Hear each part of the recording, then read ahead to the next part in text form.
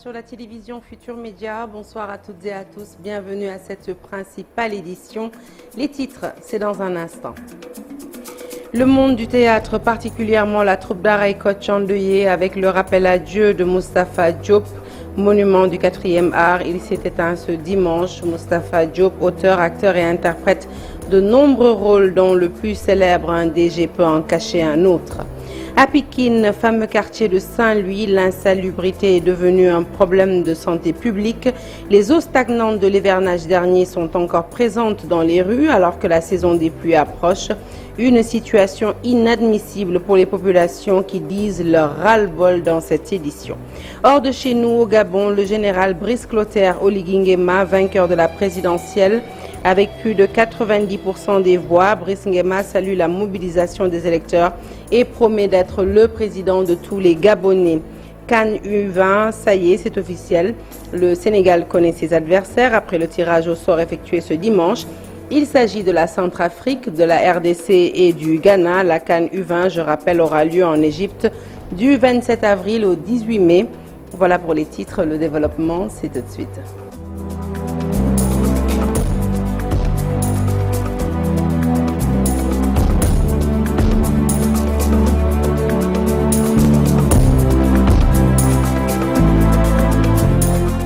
Bonsoir à toutes et à tous, un journal que nous ouvrons tout de suite avec le rappel à Dieu de Moustapha Diop, figure emblématique du théâtre sénégalais. Il a fait les beaux jours de la troupe d'Ara Kocc.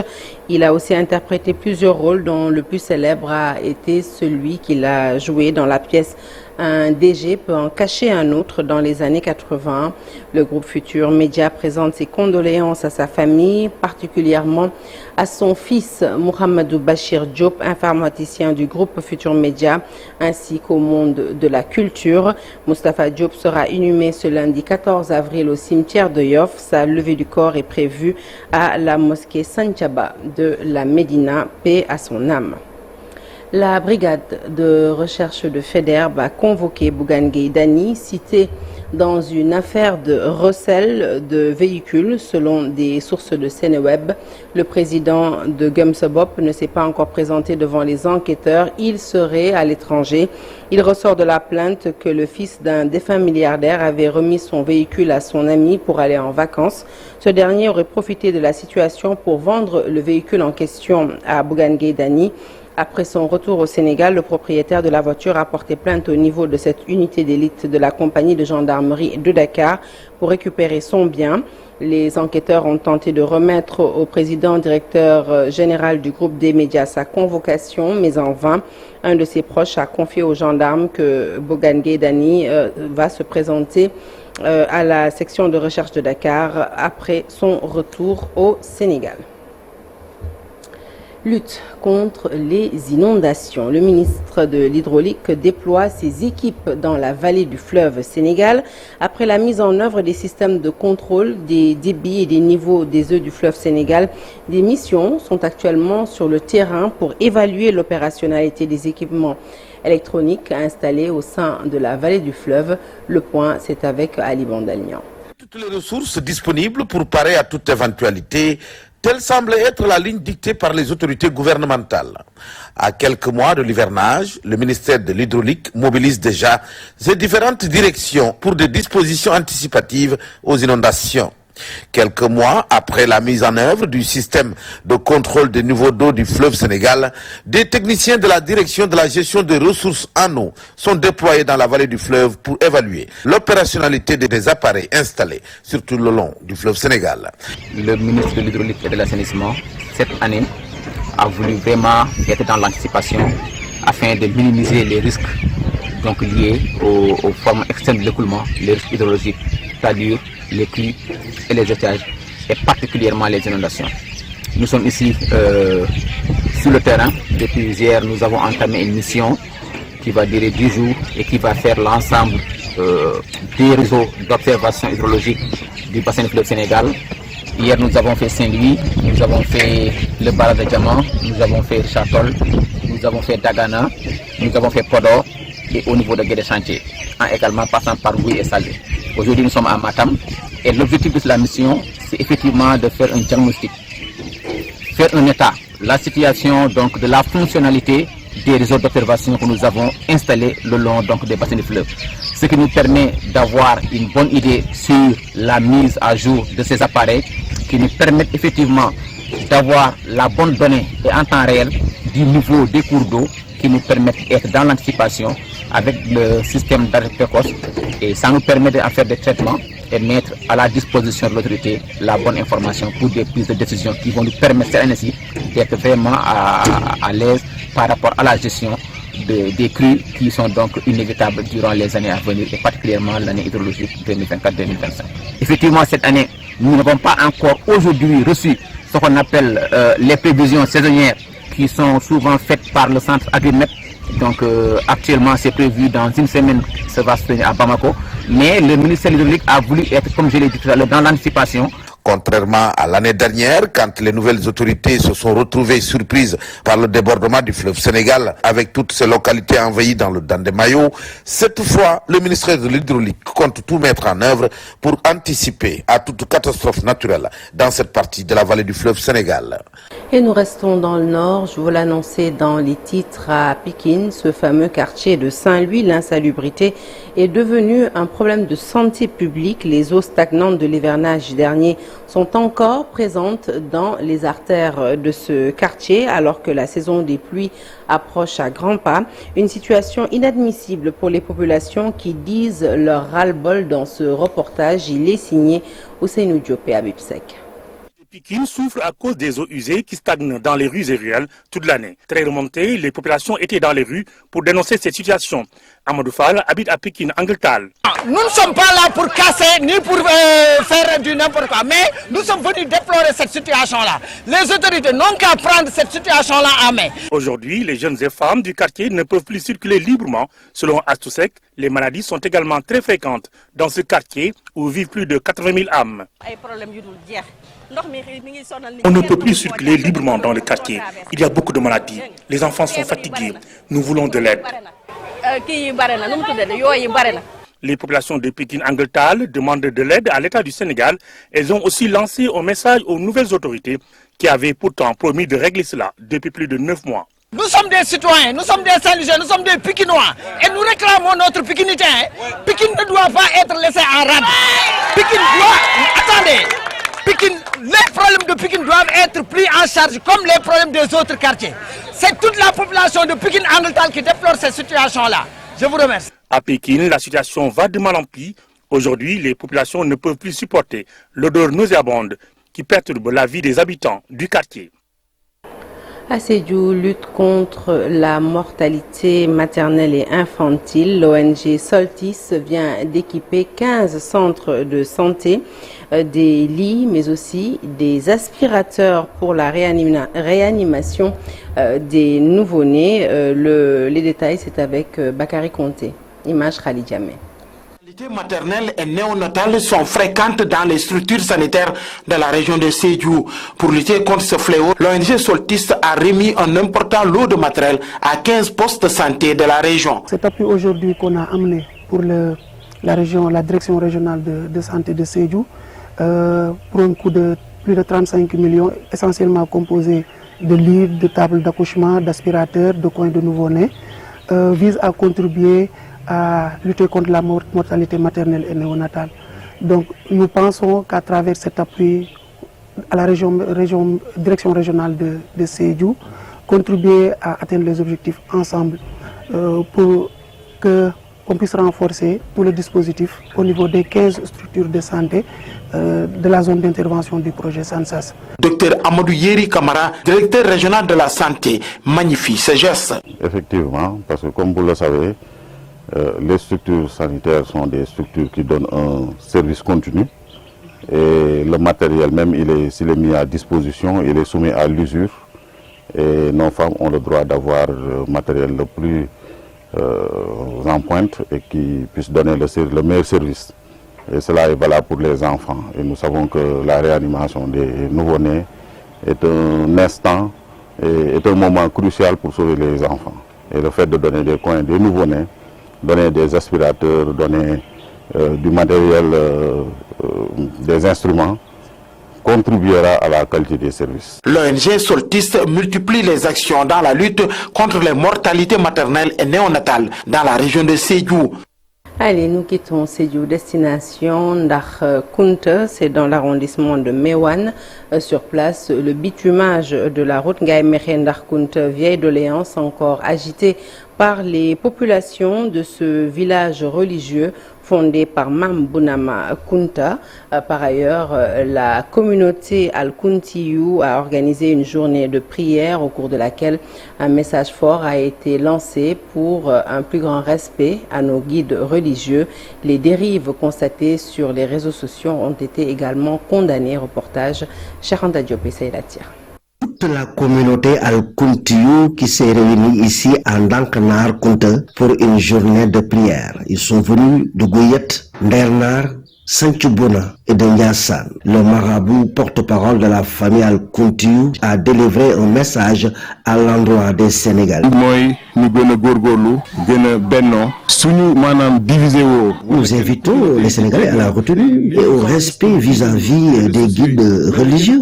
Les Sénégalais doivent être solidaires et savoir qu'ils constituent une seule et unique famille, d'où la nécessité de vivre en parfaite communion.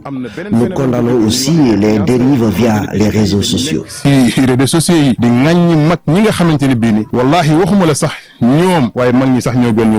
Chérif Sidi Mohamed Aïdara a saisi l'occasion aussi pour dénoncer vigoureusement les lenteurs notées dans l'exécution des travaux de la route Ngaye Mékhé Ndankou Kounta. Une vieille doléance le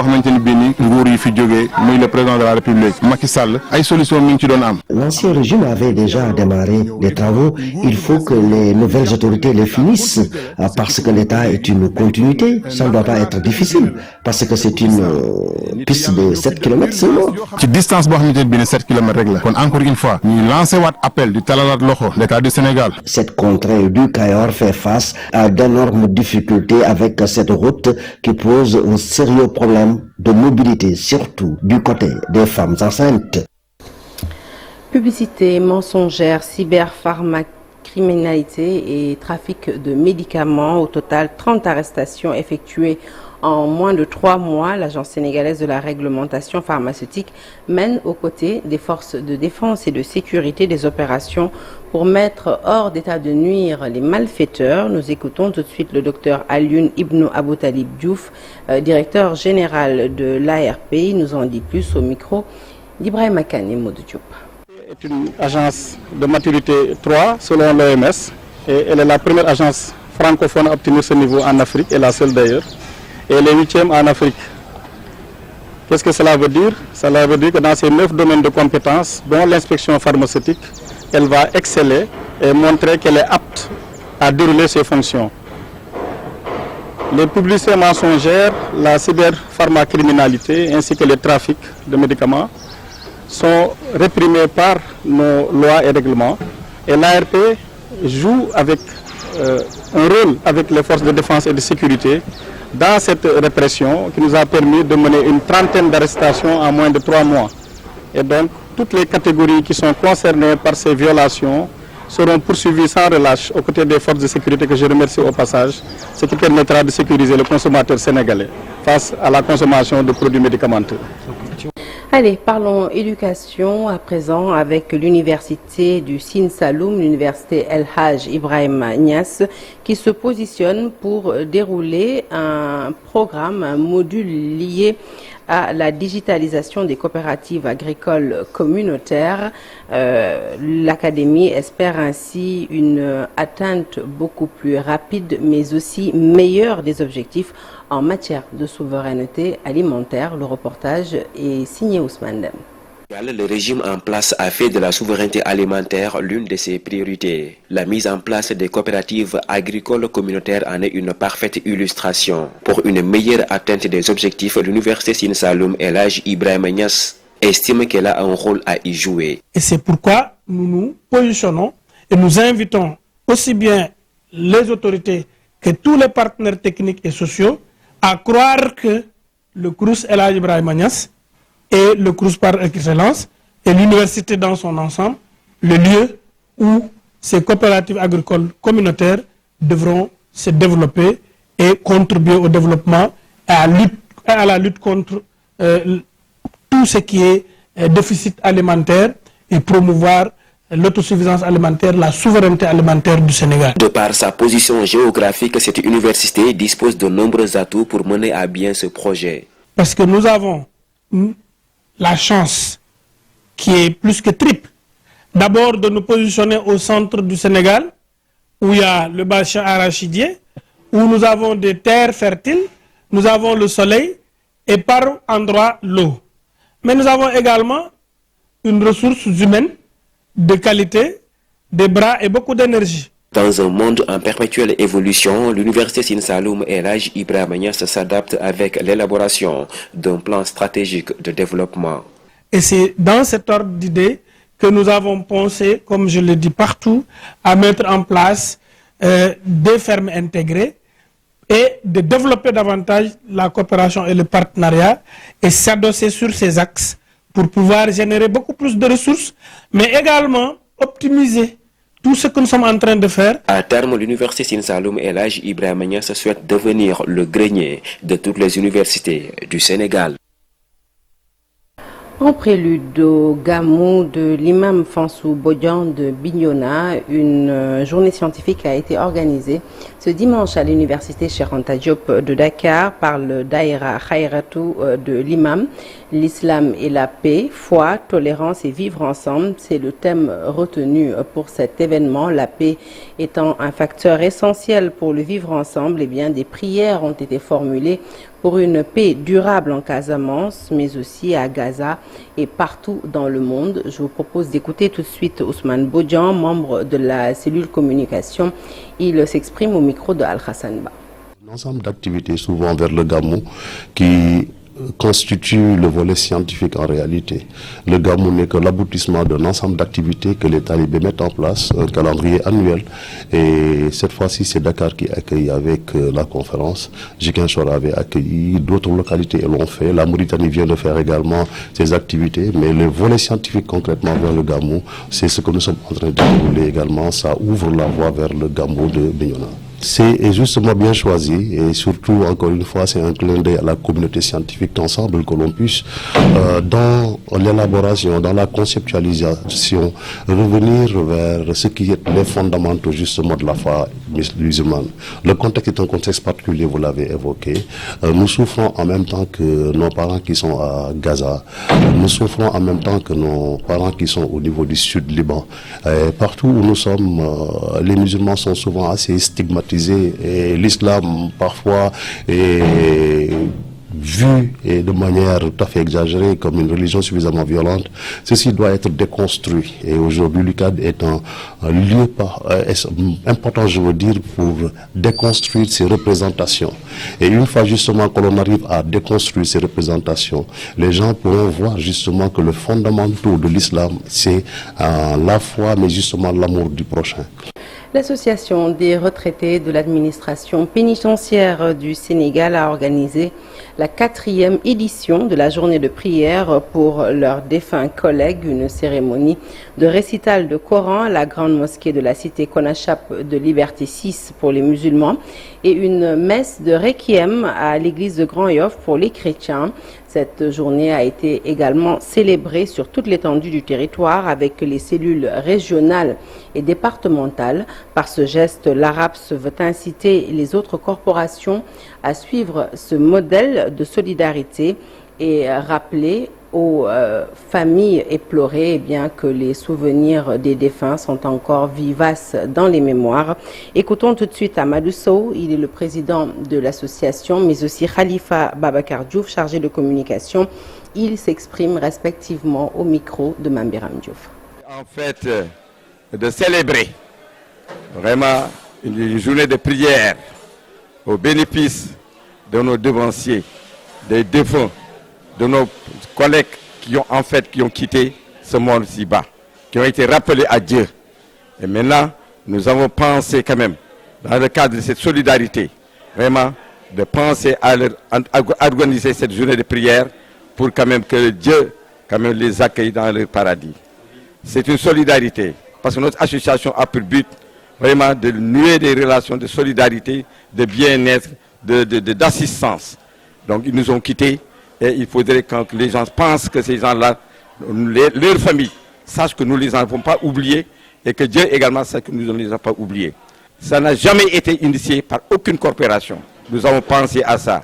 Donc pour que les gens puissent suivre ce modèle et nous suivre également. Cette journée qui a été organisée n'a pas été organisée simplement ici à Dakar, hein, au niveau de Mbour, au niveau de Thiès, au niveau de Saint-Louis, au niveau de Louga, au niveau de Tambacounda, au niveau de Kaolack et partout et ailleurs. Alors ici, ailleurs, on a organisé cette journée de prière en même temps. Par la volonté divine, ils nous ont précédés et nous avons pensé qu'il était vraiment utile, qu'il était vraiment de bon aloi, vraiment de prier pour eux et démontrer aussi à leur famille que vraiment la fraternité, la solidarité qui prévaut dans l'association des retraités d'administration pénitentiaire.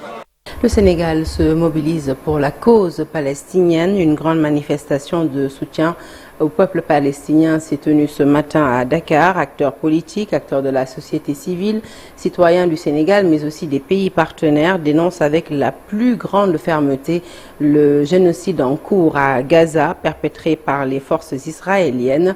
Les manifestants exigent la fin des relations diplomatiques avec Israël ainsi que le boycott de tous les produits en provenance de ce pays. Nous écoutons tout de suite Serigne Mansour Ndiaye. Il a lu la déclaration finale après la manifestation au micro de Al-Hassan et Amadouba. Les images et témoignages qui nous parviennent de Gaza sont insupportables. Ce qui s'y passe n'est pas une guerre, c'est un génocide en direct aux yeux du monde entier. Le droit international, le droit humanitaire est systématiquement violé. Les civils, notamment les enfants, les femmes et les vieillards, les hôpitaux privés d'eau, d'électricité, de nourriture, de soins et d'éducation sont quotidiennement bombardés sans discernement.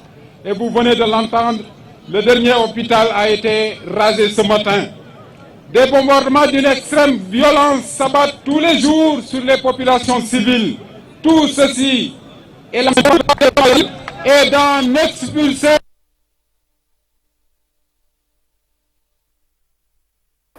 De petits soucis avec cet élément, nous n'excluons pas d'y revenir lors de nos prochaines éditions hors du Sénégal. Le général Brice Clotaire Oligui Nguema a été proclamé vainqueur de la présidentielle gabonaise avec plus de 90% des suffrages. Dans son premier message sur les réseaux sociaux, il a salué la mobilisation des électeurs et tendu la main à ses adversaires, promettant d'être le président de tous les Gabonais. Proclamé vainqueur de l'élection présidentielle gabonaise du samedi 12 avril avec plus de 90% des voix, le général Brice Nguema s'est exprimé dans un message posté sur les réseaux. Il s'agit de sa première déclaration publique depuis la publication des résultats provisoires à Libreville par le ministère de l'Intérieur. Allez, sport à présent. Pour parler de la CAN chez les U20, le Sénégal connaît ses adversaires. Après le tirage au sort effectué ce dimanche, notre pays se retrouve dans le groupe C en compagnie de la Centrafrique, de la République démocratique du Congo et du Ghana. La CAN U20, je rappelle, aura lieu en Égypte du 27 avril au 18 mai prochain. Et toujours en sport, le sport facteur d'intégration et d'éducation. À cet effet, un message fort a été lancé par des clubs de randonneurs de la Cité du Rail. Ils ont saisi l'occasion pour sensibiliser les jeunes sur des comportements, de meilleurs comportements à adopter. Le sport, une machine puissante pour éduquer les jeunes dans le bon sens. C'est la conviction de Saliou Sall, président de la Fédération sénégalaise de randonnée pédestre. Il nous en dit plus au micro de Cheikh Anta Diop. Aujourd'hui donc à l'invitation du club de randonnée pédestre de Randoulen-Thiès qui fait sa première édition de sa grande randonnée pédestre. Si nous sommes représentés au niveau national, c'est parce que l'unité de base qu'est le club fonctionne. Nous avions donc promis à la communauté de randonneurs, quand nous avons été élus président de la Fédération sénégalaise de randonnée pédestre, de faire ce qu'on appelle le maillage du territoire. Ça veut dire avoir l'ambition de créer des clubs partout où il y a en tout cas des régions, des départements et des ligues au niveau du Sénégal. Aujourd'hui, nous pouvons être satisfaits de faire notre premier déplacement ici à Thiès pour matérialiser cette ambition-là que nous avons eue. Le Sénégal, on ne le reconnaît plus par sa jeunesse. On ne le reconnaît plus vraiment par les comportements. On dit qu'il y a une perte de valeur extraordinaire. Là, c'est le moment effectivement de lutter contre tous ces comportements. On a un compte que sur cette jeunesse. Donc c'est l'occasion de venir ensemble, parler même du sport, comme on le dit avec le président Sall, vers faire l'intégration, mais aussi essayer dans ce canal-là d'éduquer les enfants. Éduquer par le sport, par la pratique du sport. Parce qu'il y a tout, hein. Là, les gens, ceux qui conseillent les jeunes, vraiment, on règle nos problèmes familiaux au niveau vraiment du sport. Le fait que le dimanche, on est ensemble, tous les gens que vous venez, les femmes, les gens qui ont des problèmes dans les maisons et autres, vraiment, c'est en ce moment-là qu'on s'échange pour amener des solutions. Et les gens vraiment trouvent le sport comme un facteur vraiment d'intégration, mais d'éducation aussi. La randonnée, c'est une famille. Vraiment, on invite tout le monde à venir chaque dimanche ici au niveau de la promenade des Thiessois, faire la randonnée avec non seulement le club de randonnée, mais aussi avec la Ligue de Thiès. Donc l'objectif de la Ligue, c'est de promouvoir ce sport au niveau de la région. Rappel de la principale information de la soirée avant de clôturer ce journal, le rappel à Dieu de Moustapha Diop, figure emblématique du théâtre sénégalais. Il a fait les beaux jours de la mythique troupe théâtrale d'Ara et Coach. Moustapha Diop a été interprète de plusieurs rôles, dont le plus célèbre, un DG, peut en cacher un autre, comme vous le voyez sur ces images. C'était dans les années 1980. Le groupe Futur Média présente ses condoléances émues à sa famille, particulièrement à son fils Mohamedou Bachir Diop, informaticien au groupe Futur Média, ainsi qu'au monde de la culture. Moustapha Diop sera inhumé ce lundi 14 avril à Yoff. Sa levée du corps est prévue juste avant à la mosquée Santhiaba de la Médina. Paix à l'âme de l'illustre défunt et nos condoléances émues encore une fois à sa famille et notamment à son fils qui est un collègue. Fin de ce journal, merci de l'avoir suivi.